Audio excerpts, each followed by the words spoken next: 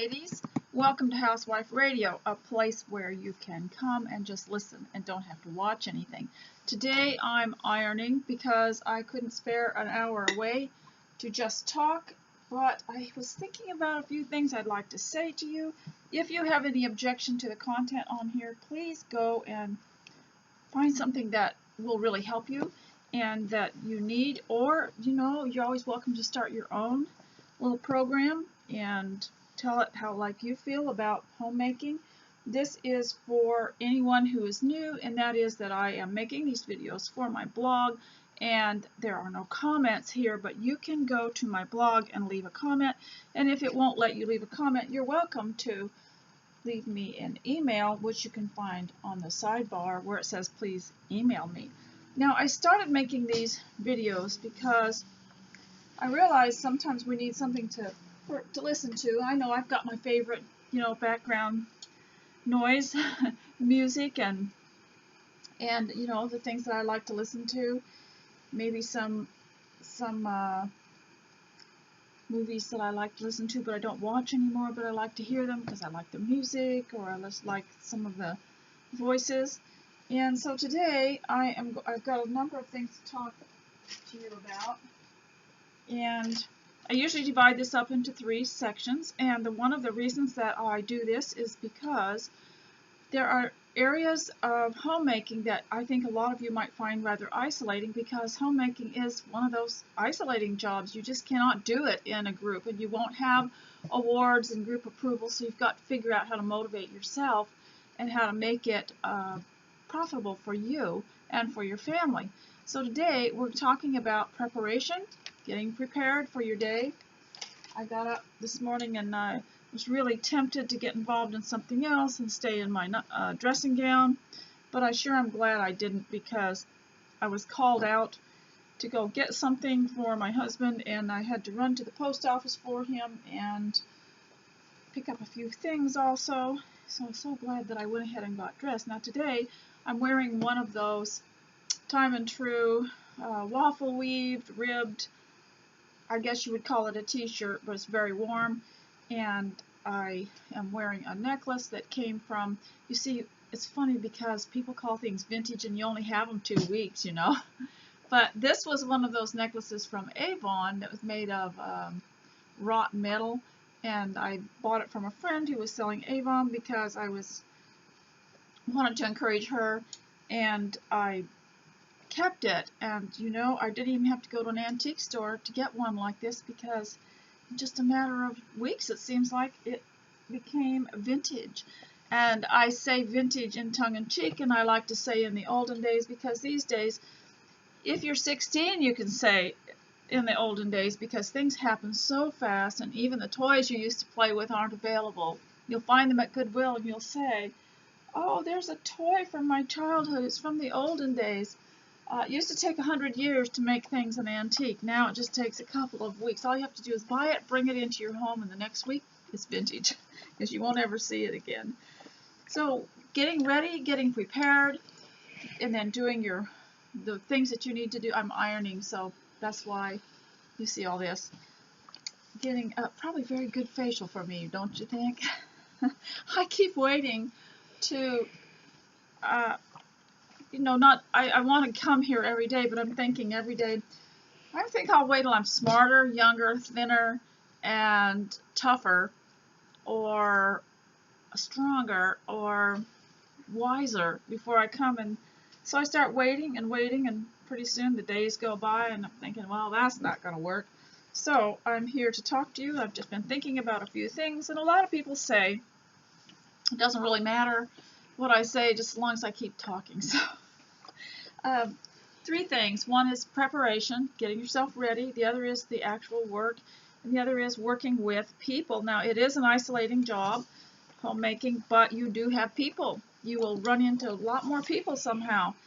For example, because you're free, because your time is a little more freed up and you're not tied down to one person's schedule of 9 to 5, and you can choose how you want to run this. A lot of people find you available and free, and they may become friends with you, and you might meet people in the market. And So you need to learn how to get along so that they don't discourage you, and so that any encounters you have with anyone, even in your home, does not cause you to be debilitated in your homemaking. So we like to talk about that. It seems to be the most popular part. Unfortunate, isn't it? And I often said that the book of Proverbs would be a great Christian university course that would last 4 years, because you could divide it into parts. You could divide it into wisdom, you could divide it into health, and you could divide it, that'd be one part, and then you could divide it into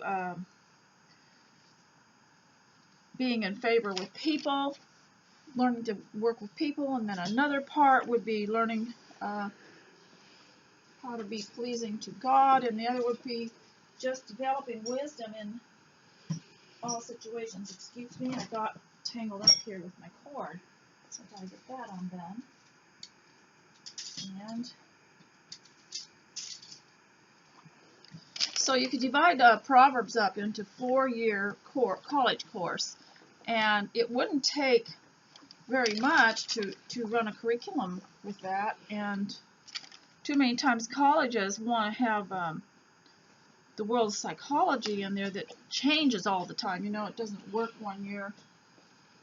It doesn't work from one generation to the other. They have to make up new stuff, whereas Proverbs works all the time. And that's just a little side issue, because the third part that I do in these videos is working with people. So I like to have a little fun with it so that it's not so serious. And I'm hoping to iron 5 men's shirts, and about 10 more small items, which I don't normally iron, but I brought them in here just in case I run out of something to iron while I'm talking to you. I like to keep busy. Now, some people can't do this. When they talk, they want to sit there, and you have to sit still and stare at them, and they have to stare at you, or they don't feel they can focus on what they're talking about. But I had to learn to work as I talked, and so did my mother. She had 7 children, and she could not give each one of them an audience for an hour and then move on to the next one, or 7 hours would have been gone. And then my dad, so she taught us to follow her around and to talk while she was working, and she was able, eventually, you know, we all learn this, don't we? At first you don't think you can do this, and people will tell you, look at me when I'm talking. Well, we couldn't do that because my mother had to do things. She was very busy, and sometimes we worked alongside of her when we were old enough, but she could not do that thing where you had to stand still and look at her while she's talking, because she had to keep moving. It was hard to keep up with her.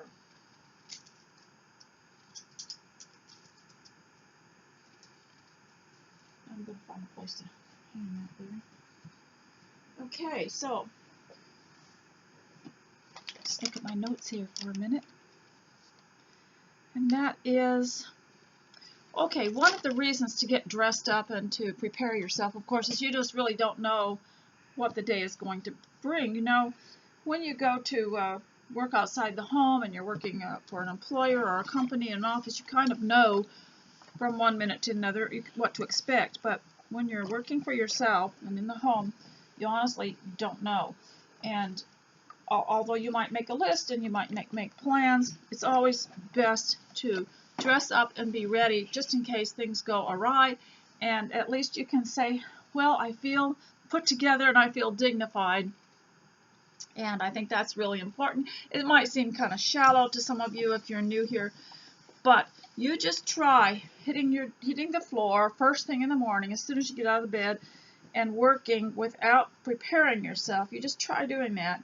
You find out that's the day when everyone's the most complaining, the most critical, the most cranky, and people aren't being taken care of or fed on time.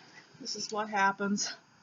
So I would suggest if you're not ready and you've got something to do, please go and do that. Just a minute, I forgot my teacup.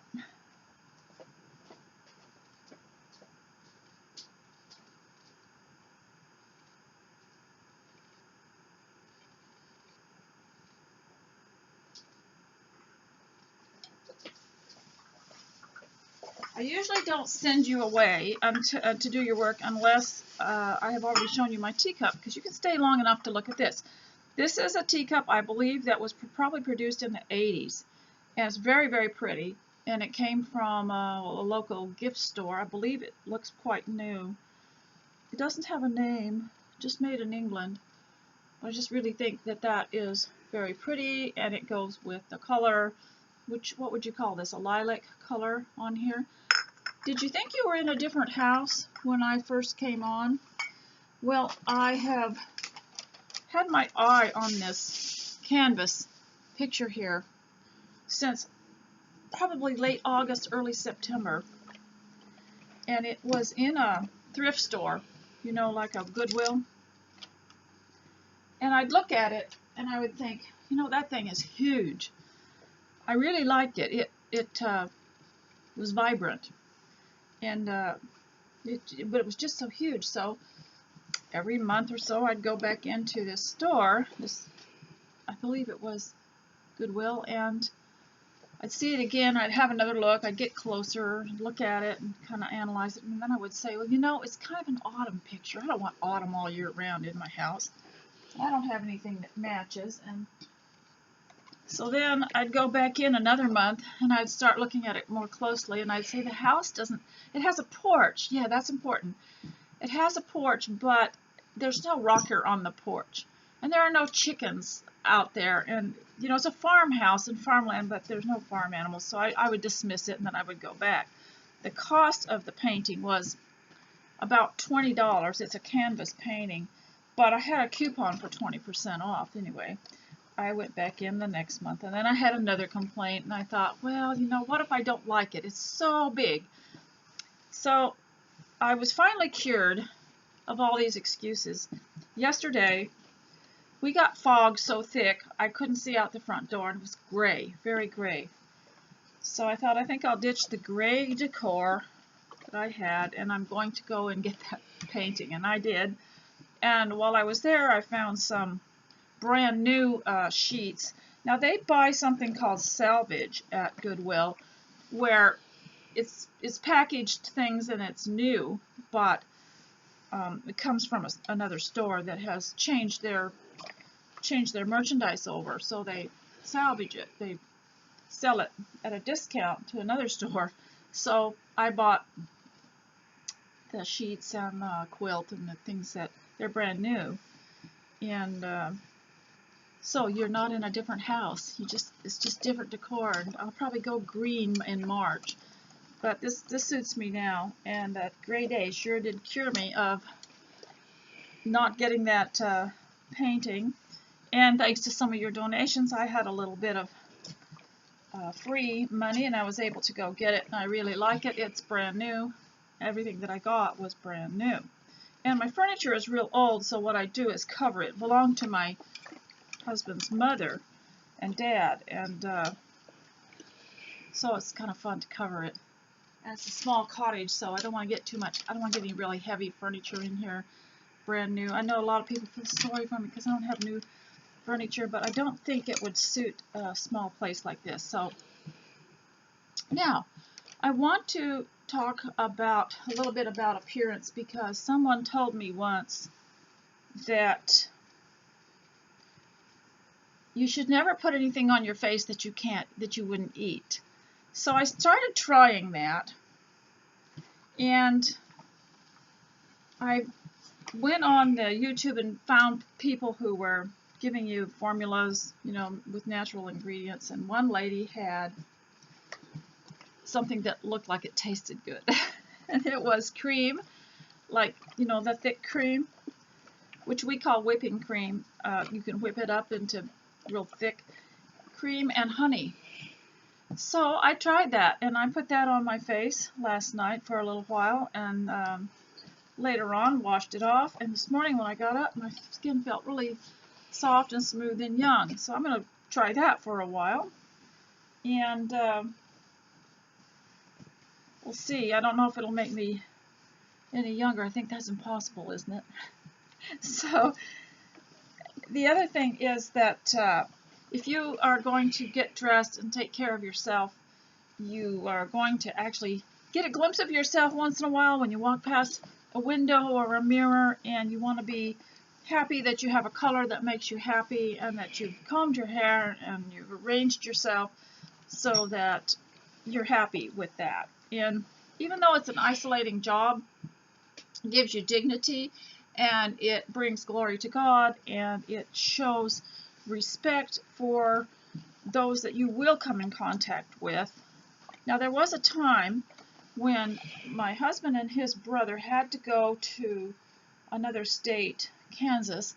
I'm out here in Oregon, and by the way, I learned very quickly after moving here from Texas that Oregon is pronounced Oregon, and the Willamette Valley is the Willamette Valley, not the Willamette Valley, and Oregon is not Oregon, and it is not Oregon.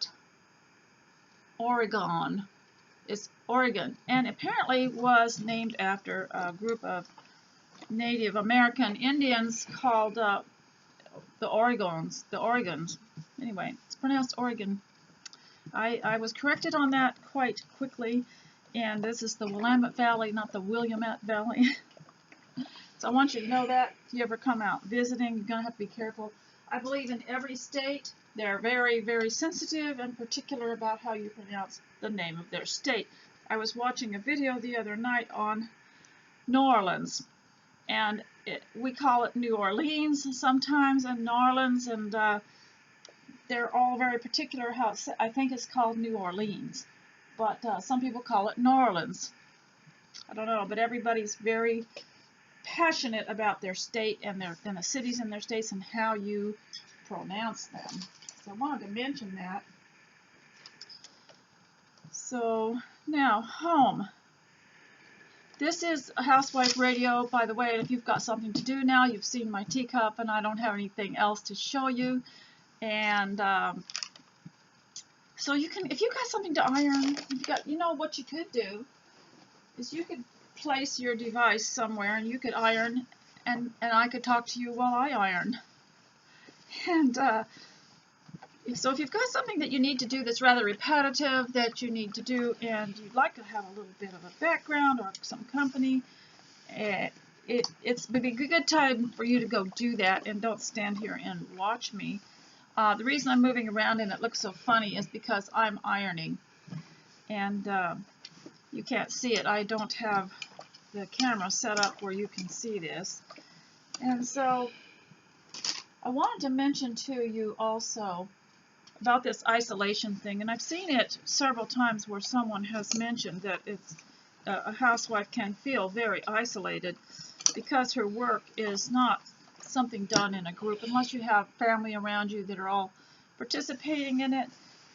Sometimes it can be isolating even with the children around, and there's been some talk about how women used to talk, quote, over the fence. Well, look, I lived in the 1950s, and I can tell you something about it. Maybe not much, and it's never the same for everybody, okay? But I remember my mother and my grandmother talking over the fence to people when they went on walks. But generally, it could get you in trouble, you know, because it was just more prattling on and wasting time if you stopped and talked for very long. So they were very cautious about it, not to get into too much. There was one lady, we had moved somewhere, and there was one woman that kind of waited for us to come to the fence and talk to her because she wanted to know everything about us. And my mother grew a little bit tired of it, so she changed the clothesline to the other side of the house so she wouldn't have to talk to this lady over her fence. Because some people can just be too questioning, too inquisitive, and it sounds invasive. And I think we need to keep our privacy because it's part of keeping our dignity. And you yourself, just make sure you don't do it. Don't steal information from people. Don't try to, because what it does is people start giving away information that they probably shouldn't, and then they feel just awful, maybe even sick inside. And I'm sure there's a lot of psychology behind that. You know, psychology is the study of human behavior, and that is what I believe Proverbs is all about, is the study of human behavior. And I think it's really important not to over-question someone. And so that over-the-fence thing, it's nice to romanticize about it. And it was nice, you know, to see somebody over the fence and say hi. But we didn't we didn't have all that fellowship people think we had as homemakers. What we had was the knowledge that they were there and that they were doing the same thing, and that was really comforting. You see what I'm saying? So we didn't have to see them all the time. We knew they were there. Their light was on at night. Well, what's happening now is if you are in an area where everyone has left the home and they're not there all day and they've had to go to work outside the home, then their light is not on for you in a way. You know they're not going to be there. They're not going to be. You can't run over there to get help or to ask them for anything. And so our lives have changed and it's a different direction. But our over the fence stuff, you know, it's a wonderful era to be alive today too, because our over the fence now is our networks and our videos and all the platforms that we use now to communicate with. And we have text and we have so many delightful things. We can hear voices from other people too, because we can phone them and we can listen to them. And before I started these videos, I used to call a friend while I was ironing, and we would just talk about everything. And I'd ask her what she did, and she'd ask me what I did. And boy, some of those ladies got a lot of things done. I've got one more shirt to do after this, and I've only talked for 20 minutes. But I brought in some extra things that I don't normally iron, and I'm going to iron them just to keep you company while I talk. Okay, ladies, I hope you're getting something done. Now I want to talk a little bit about this isolation thing. We're in the home section now, the homemaking.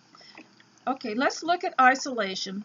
See, a lot of people will say they suffer from loneliness, which I found not to be quite so prominent. It's isolation that they're suffering from, not loneliness, because if you gave them a choice, they probably wouldn't like the person that would come over and see them. It would waste their time, or the person would be disagreeable. Or how many times have you decided, oh, it's so lonely, I'm going to invite somebody over, and you get them over, and oh my goodness, you wished you had just left it alone because they were disagreeable, or their children wrecked the house, or hit one of your children, or just had a cold, you know, and got everybody else sick. And so it's not so much the loneliness, it's the isolation. But I got an idea while I was washing dishes this morning that I might ask you about. How could you turn isolation into capital? Now, I read to you about Sam Walton yesterday and how he took a small investment and turned it into something greater. And so how can you turn isolation into capital? Well, do you remember the man, everybody was watching these documentary type videos of this man and several people that had gone to Alaska and spent a year, and they had recorded it on camera and written it in a diary and then created a video out of it, created a documentary out of it, of what it was like to live alone and how they kept warm and how they built their little cabin. Okay, how about if you used isolation as your capital and as a way to produce something? Well, think about people who maybe found themselves isolated because their husbands had to move to a far away place that was isolated. I think of a lot of stories I've read where women had to go accompany their husbands to places when they first started out, and these places were not well developed, and there were no other families or women that they could associate with, and how these women would manage to cope with it and also turn it into something profitable to them. And one way that they did it was they would write, and they would write stories, and because when you're isolated, what if someone gave you some free time? What if someone just said, you have a week of free time. You don't have to do anything how would you turn that into something profitable? I don't mean just money profitable, just a profit to you, an advantage. Well, these women would write, and they would write stories, and they had all that lonely time and isolation, so they wrote stories. And that reminds me of a woman that I know, and she's on my sidebar, and it's called Adventures in Keeping House. You might have seen her. She's in Europe, and she has written 2 books, and she's home alone a lot because her husband works long hours, and she has written 2 books. One is called The Way Home, and the other one is called The Road to Power. And what she's done is she's taken her time and she's written these books, and she has created her own, she's created a little country in a big, I would say, galaxy, or, created a world, and a couple of characters that are very interesting, and one of them is one of these, I would call them an alpha male, who just doesn't care what anyone thinks of him. He's very brave. He's not frightened of any troubles. People will tell him there's going to be a war, and you're going to be in trouble for saying what you said, and he doesn't care because he thrives on it. And so this is kind of like one of those, I hate to use this old hackneyed term, but it's one of those swashbuckling stories, and it also includes a romance and adventure. And so I read some of her books, and the latest one, and I just wanted to say that this is a strong character that she writes about, who dares to oppose things that aren't quite to his liking, and he doesn't really matter, He's not trying to be politically correct, and we all are so amused by those types of people. I'll have to say something about those types of character when you read them in a book. There's something calming about a character who is very brave and isn't really intimidated by anything. And so this is it just calms you, because you think they've got this taken care of, and I don't have to worry. So we all like that kind of a hero, and she has written this book, and I can't really tell you how much it costs, but you can read it online, and I have read it, and so I wanted to recommend that to you. It's at Adventures in Keeping House, and I'll put a picture of it on the blog, so you can go to that. I'm sure I haven't given it due credit by this small thing that I have said about it, because it's much more than that, but I don't want to give too much away, okay? So anyway, I just want to say to her, thanks for writing it, and it might not be everybody's thing. I know normally I don't read too many books that have something that are in a galaxy or a world of their own, but this was pretty good, and I thought that she really did a good thing. She took her isolation and she turned it into a book, and she took her time. And a lot of the authors that we're familiar with were home alone, and they wrote these books. And so what would you do? You don't have to write a book, but think about how to make your isolation advantageous to you and profitable to you. Now, I know one woman who just decided, well, there's no one coming over this week, and I'm home, and I don't have any obligations. I'm just going to paint the house or rearrange my furniture. And I think that's probably what happened to me yesterday, but I think it was mostly the fog. I don't believe we have 4 seasons, I believe every area of the earth has more than 4, and we have the fog season. We have spring, summer, fall, and fog, and then we have winter. And I'm sure there are other seasons, but if you recall, I did the fog fashion there for a while, because I could not cope with that grayness and that gloominess, so I decided to make fashions to go with the fog to kind of alleviate it. And so how can you try to use isolation as, and by the way, if you've got something to do, I hope you'll go do that, because you're just going to get dizzy watching me iron. And how can you make your isolation an advantage? How can you use that time? You know, the Bible talks about using time, how valuable it is. You can never get it back. Once it's gone, it's gone. But why don't you use your isolation for something good? Paint the picture. Somebody painted that. Must have taken some time. And just think about people producing something, inventing something, creating something. You can't do that with a lot of commotion around you. So think about the advantage of isolation. Think of how you could use it for good. And look at the Apostle Paul in prison. That's when he wrote his best letters, his best epistles that were read to all the churches. So I think that's pretty amazing. I've already got my notes all wet and soggy from this iron here because I let it steam on it. So while we're talking about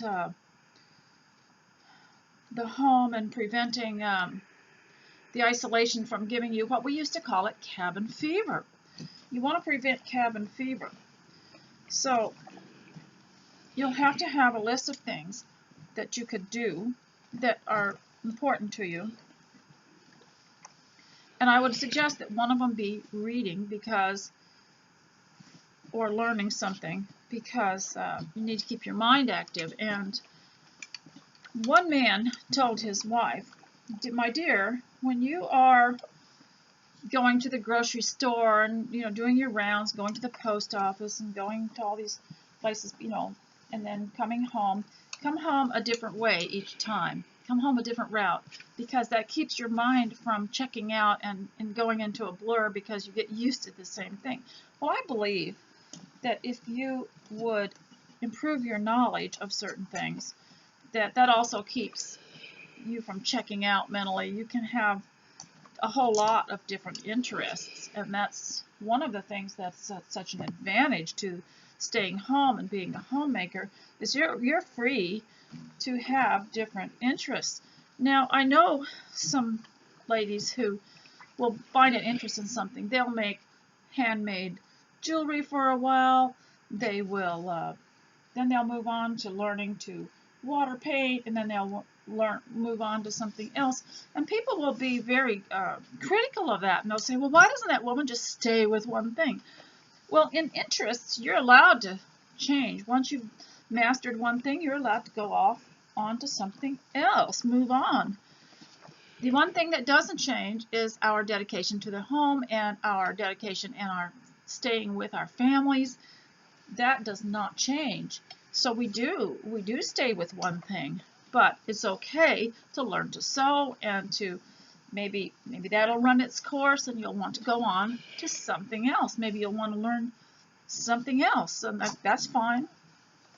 So don't ever let anyone intimidate you by saying, you just never stick to one thing. There are always people around trying to tell you that you're not stable. Their idea of being stable is to be tied down to the same job for 40 years. Well, we really are, because if you've been married for 45 years or 50 years, you've been staying in the same place. So you're not unstable, but you are allowed to change your interests. You're allowed to, maybe you'd like to write for a while, write stories for your children. Well, when your children grow up, you change, you go on to something else. Maybe you'd like to write a cookbook now. Maybe you would like to learn, I know one lady that's learned felting. She went to a felting class and she learned how to take wool and felt it. And she said it was absolutely delightful.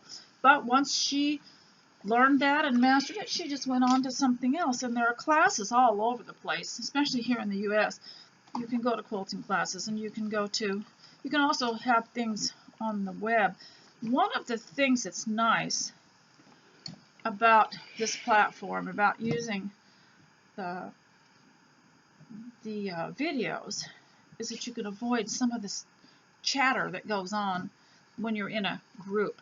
See, I've been in these quilting groups, crochet groups, and knitting groups. They're nice, but there again, you've got to be very careful about how much information you discuss with people, and there always invariably will be people who want to tell you things that you probably shouldn't hear and they'll want to tell you where they got all their tattoos. Well, this tattoo was when this happened, and this tattoo is, and sometimes, you know, you take your daughters to some of these things because you want to learn a new skill, and maybe some of the information these people are parting with might not be just appropriate. So that's one good thing about the videos, is that you can pick what you want, and you don't have to have too much interaction with other people if that's not what what you want. So I wanted to tell you a little bit more about Walmart, because I had started talking a little bit about, I had read a little bit out of Sam Walton's book, Made in America. And one of the things that he established in the very beginning for his stores was that there was to be no smoking, drinking, or swearing, and that meant in the product. So you could not get spirits, wine, or beer, or anything like that in those stores up until, I would say, the year 1990, when things changed. Remember, I told you a lot of jobs went overseas, and also his company got into the hands of other people and that sort of thing. But I wanted to tell you how good it was. You could take your children there, and there was nothing there. They didn't sell cigarettes. They didn't sell any kind of liquor. And what was really amusing is that the CD music, if you remember back in the 1980s or 90s, some of the music and the musicians began to swear in their songs. And so the Walmart stores did not sell them, and they got to where they did sell some of them, but they had a special company take out the swear words out of these CDs. And I was so amused because I have a friend that worked at Walmart for years and years and years, and she worked over in the in that department, you know, that sold all the music and the CDs and the electronics too. And she said that one time there was someone who came in and tried to return a CD, which you can't do. You can't return things like that, I guess, because they're opened and you've used them. And their complaint that they wrote and that they said on the little form, the return form, was that someone had taken out the swear words and that it didn't rhyme as well or something. I thought that was so funny, because she always told me that story, how amusing that was, that someone had come in and returned a CD to Walmart because the swear words weren't in the songs. I thought that was really funny. Now, I don't know what it is now, as I know things change, and one of the problems with a big company is people buy shares in it, and the board members have different values, and eventually if you get more of one type of person running it than the other, they'll dominate it and they'll change some of the policies of it. But anyway, it was nice for us at that time. We raised our children. We could go to Walmart and there wasn't anything. It was all child safe. There wasn't anything bad there. So I thought you might be amused by that. But we still shop there, and we can get a lot of things that are brand new. I've decorated my home with a lot of brand new things. I've got lamps and tables and things around here that I bought 20, 30 years ago. Okay, so now I've been talking for 38 minutes, and so now we're going to I want to talk a little bit more about the home, about the house, and keeping it fresh and keeping it appealing for you to stay home. So when you can answer the question, yes, I'd rather be home,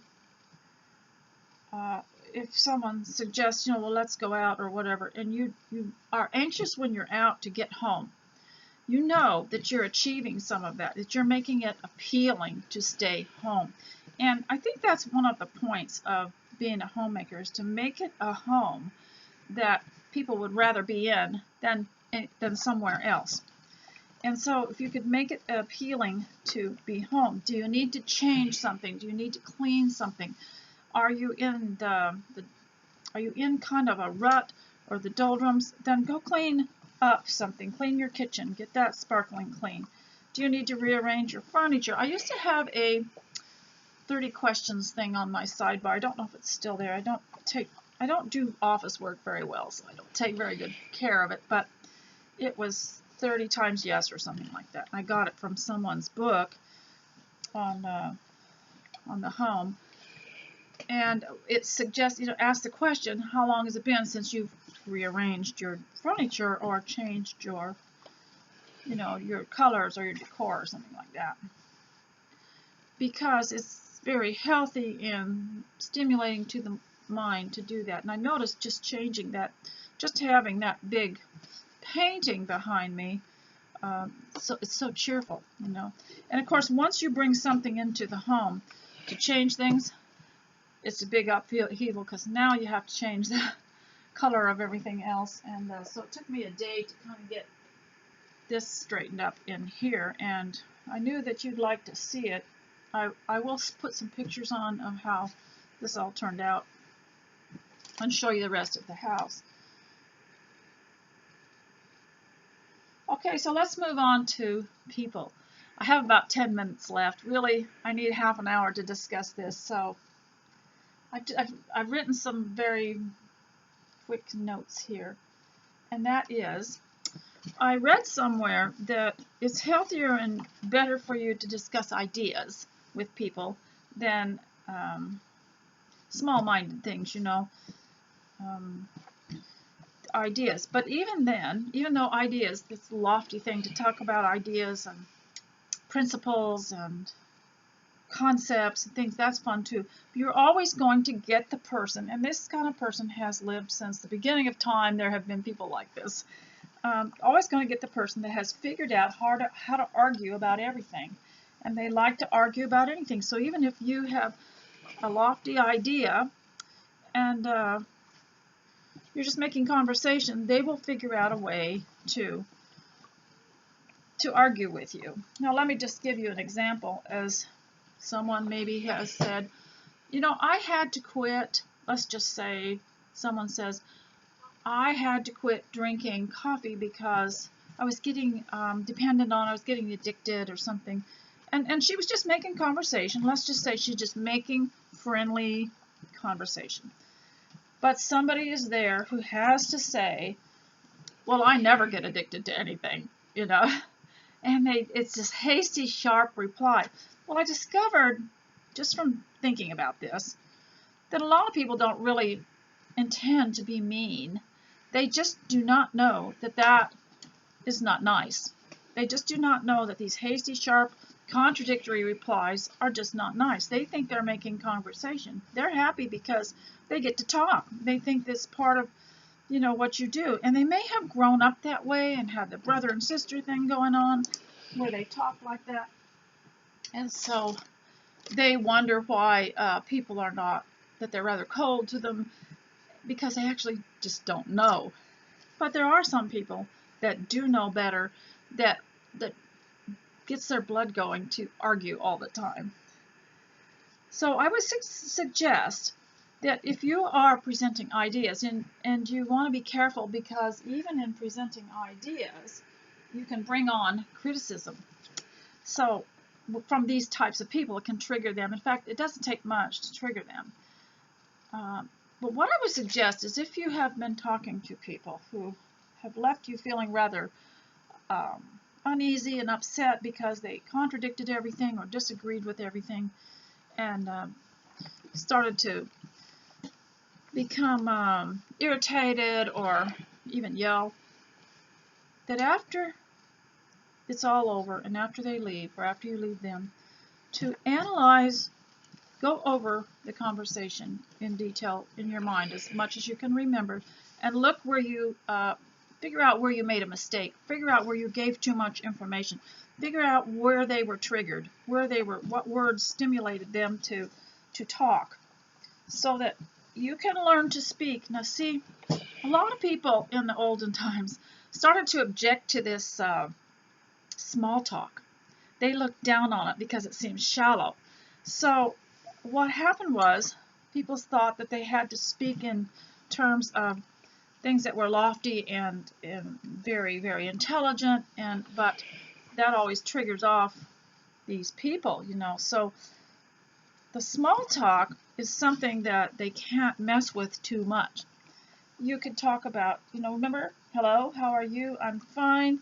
Lovely weather we're having. Don't you remember in Sense and Sensibility, Mary Ann? If you can't say anything nice, just talk about the weather.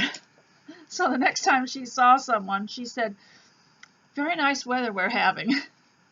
So, but you'll get people, let me tell you, if these people are not aware of what they're doing, or even sometimes if they're just determined that they're going to be hard to get along with, and you say, very nice weather we're having, they will say, not for long. And sometimes it's a little fun to have a little fun with them, because if you can't beat them, join them. You can say, very nice weather we're having, and then wait for them to do their little mantra.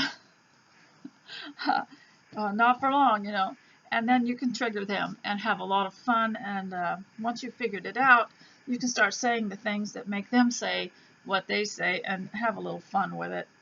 But if you take it too seriously, if you're not having a little bit of enjoyment of other people, even with their idiosyncrasies and the way they talk, then you're just taking it too seriously.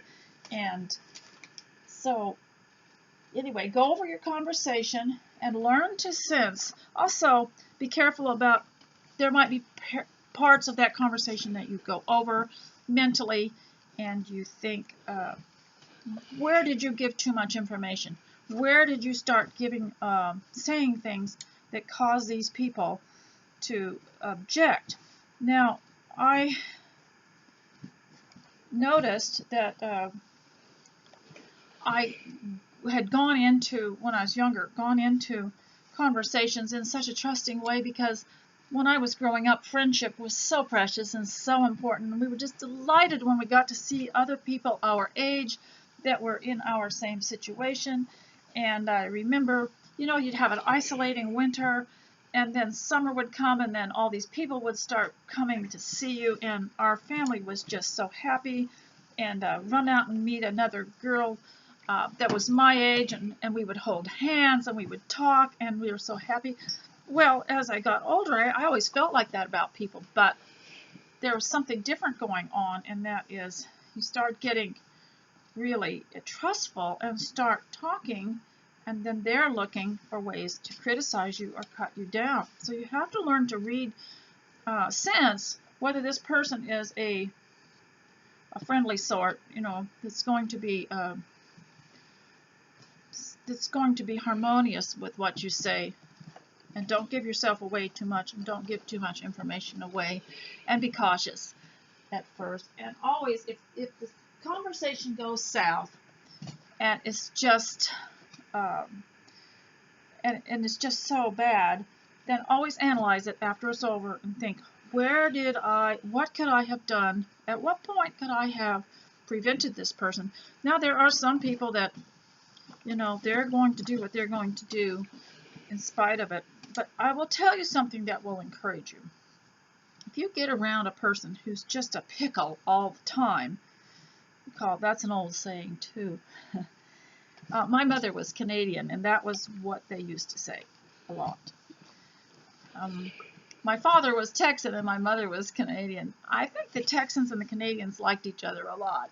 And my mother used to say that person was a pickle, but she said, when you find out that they're like that sometimes there's nothing you can do. They're just going to be that way, and then you just learn to approach it with humor. But you don't give them any fuel. Don't give them too much information. Don't say anything. Also, there are people that will ask questions in order to lead you to something. For example, they've already made up their mind about some issue or something radical that they're going to do, something really rash. I talked about what rashness was in another video. And so they'll ask you a question like, don't you think, just an example. It doesn't mean anything, it's just an example because I can't think of anything. Don't you think that peanut butter is very bad for you? It causes allergies in so many people. So you'll agree with it. Sure, yeah, that could be. You probably should eat less of it. So then they decide to go through the house and root out everything that's made with peanuts or peanut butter. And that wasn't exactly what you meant, you know. And what they were doing, here's what they do. They decide already. They decide already what they're going to believe or do. And what they want is some kind of approval. So they'll say, don't you agree that, you know, such and such. Or let's just say, don't you agree that the color red is too bold or too revolutionary, or it triggers people? You'll say, yeah, I agree, it is a rather strong color. So they'll just go through and start getting rid of all their clothes that are red, or they'll go through the house and pull everything off that's red, and they get very rash. Now, what you have to watch about is not so much the rashness, but the question that they ask that gives them permission to go through with their rashness. So if they say, don't you think the heating bill is awfully high these days? Don't they charge us a lot, you know, electric? And you say, yeah, sure, it is. It's really high. They go around unplugging all the heaters. And you know, you're standing there freezing. You didn't actually give them permission. But because of the question they asked, where they set you up, because they already had made up their mind, but they just needed approval. So they figured out a way to ask the question so that they could get away with something rash that they were about to do. So, and there are other kinds of things that people do that change a relationship. Let's say they will say, don't you think those two people at church ought to be on time? Don't you think they should be on time? They're always late. And you say, yes, well, yeah, everybody says so. It's kind of a joke, you know, that we don't start till they get there, and they're always a little late. So this person who is rash has already set you up to agree with, see, in their mind, they have asked the question because they've made up their mind to do something, but your agreement will give them permission to go do whatever it was they were going to do that was rash. So you say, yes, they are late all the time, but we love them, and we know this is the way they've always been. And so this person uses that as permission to attack these people. So he or she will phone them, email them, or approach them the next Sunday and say, you people are always late, and just insult them, you know, and probably do more harm than good, and drive them further away. So you could always go back to the scripture that talks about, let your speech be full of grace, seasoned with salt. And of course, be careful how you answer people, because sometimes they are setting up permission to do something rash. I don't know if you realize this. Someone might say, you know, don't you think that all those dried food products we've collected in the pantry are probably not good to keep them too long, and maybe you've just bought them and you've just stocked up, and you'll say, yeah, we need to be careful of that. We put the dates on them and everything, and so this person decides, I'm just going to, you know, dump them all. And I know I've seen this with maybe a box of things that I've had, that things that I need to go through. Maybe they're old papers, maybe they're toys, maybe they're old things, and someone says, don't you think people ought to just learn to throw things away? And I'll say, sure, yes, you're right. Some people just find it hard to part with things, and yeah, we do need to throw things away. And next thing you know, someone is offering to throw that box of stuff away. So you have to be very careful about some of the questions that people ask. And this might not connect with you. You might not identify with that at all, but maybe that's going to come about. I don't know. We have some strange things going on. And so then I also wanted to talk a little bit about the family and the word subterfuge and treason, and how we used to view that in the olden days. You never did anything to undermine the authority and strength of your own family. You never talked about your own brothers and sisters in a derogatory way. You never, if you married into a family, you didn't tell your mate how bad their family was. because you just didn't undermine the family that created the person that you love. And that was called subterfuge, and subterfuge was to undermine the authority of something or the family, and we didn't do that. And well, because now people feel free to do that, and even encourage your children to do it to you as parents. I just wanted to tell you we didn't do that, and it was considered quite dangerous. People just didn't do that. And you don't, here's another thing people do. They will marry someone and then get that person to hate their own brothers and sisters and their father and their mother through this constant, what I call subterfuge. But it's not right, and it won't be blessed. The family that they're in now will not be blessed from that. So those are just a few things. You might not ever run into it, but people seem to be very interested in this people part for some reason. And I don't want to leave you on a negative note. So I want to talk to you about another book that I have, and it's published by, I believe, I had a hard time finding the name of the publisher, but it was, goodness, I still don't have, Word Publishing from Dallas, Texas, okay? And it's called God's Little Promise Book, and this is from 1995. So I wanted, there's no pictures, but it's just a nice little coffee table book. There are no pictures, but the pages have nice borders on them and outlined, and I want to read you a couple. Now, I know most people have reluctance to read something like this because we have the Bible, and we don't want to start reading self-help books that are just someone's opinion, but these had some pretty good sayings, and so I want to read a couple of them to you before I go. So, God wants you to be your first. God wants to be your first choice, not your last resort. Have you ever tried everything to solve a problem and you finally prayed? Have you ever thought, you know, we need to start out, pray at first instead of at last, and turn to the scriptures first instead of at last? We usually spin around, wear ourselves out, try everything, and to overcome a problem, finally get down on our knees, broken and crying and praying. But I love this. God wants to be your first choice, not your last resort. So turn to God at first instead of at last. Okay, let me read you another one here. He stands firmest who kneels soonest. Take your concerns to God. He waits patiently to supply your every need. Well, that's the same principle, isn't it? He stands firmest who kneels soonest. And there was a great orator, or I'm trying to think, parliamentarian or something back in the 1800s, who said, I have so many decisions to make today that I have to spend my first hour in prayer to God. That's very interesting. You ever feel like you're just not going to be able to start or get cope during the day? Spend your first hour in prayer. Well, here's another one. The only people you should try to get even with are those who have been good to you. Let that sink in for a minute. Okay, we were talking about fog.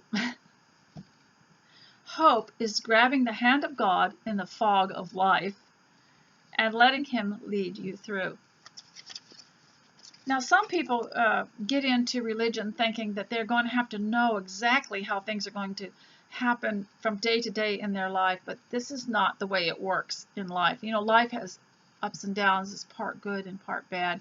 It's just knowing, learning how to get through it and how to properly do everything. A lot of people come to the Lord or come to the church, but they still bring the way they used to handle things out there in the world. They bring that in and try to run their lives and other people in that harsh way that where the Bible talks about letting your speech be full of grace, seasoned with salt. And it takes a while to learn that because they come in from a lifetime of bad habits, the way they speak and the way they handle problems. And so life isn't going to, you're not going to know all the time what's going to happen, But if you learned these things about handling people and about how to speak to people, about not giving too much information, about what could possibly trigger people, you will have more of a chance of knowing how things are going to turn out, and it'll be more consistent. So here's another one. Sometimes God calms the storm, and sometimes he calms us in the midst of the storm. What do you think of that one?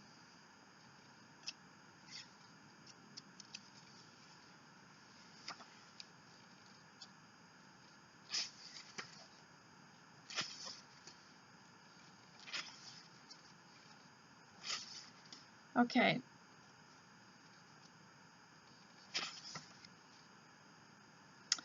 An unintended leak can sink a ship.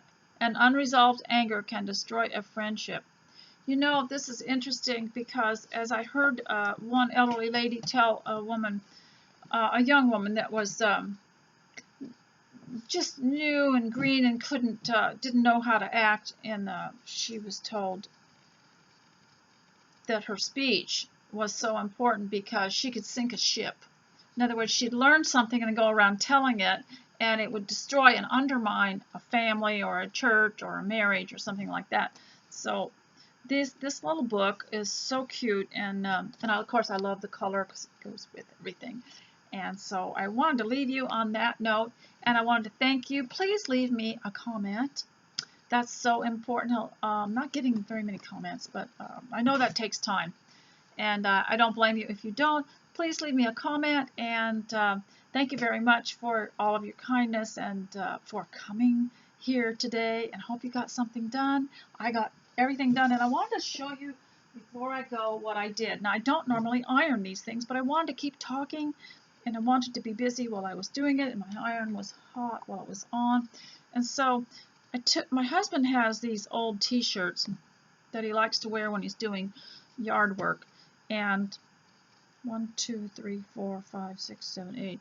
And of course, when I wash them, I just kind of don't even fold them, just put them in a basket in his bathroom for wearing with his old. But I wanted to iron today, so I wanted to see I always wanted to see what it looked like. So I wanted to show you this stack of old t-shirts and what they look like when they're ironed. And it's so much better. They almost look new. So that kept me busy for a while. Thanks for coming, and God bless you, and I'll see you next time. Bye.